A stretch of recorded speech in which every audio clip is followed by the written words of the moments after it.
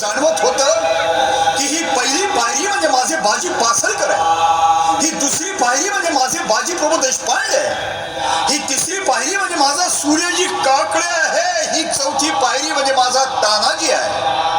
हे सारे वीर स्वराज्यासाठी मरण पावले, म्हणूनच मला या सिंहासनाच्या पायऱ्या चढता येत आहे.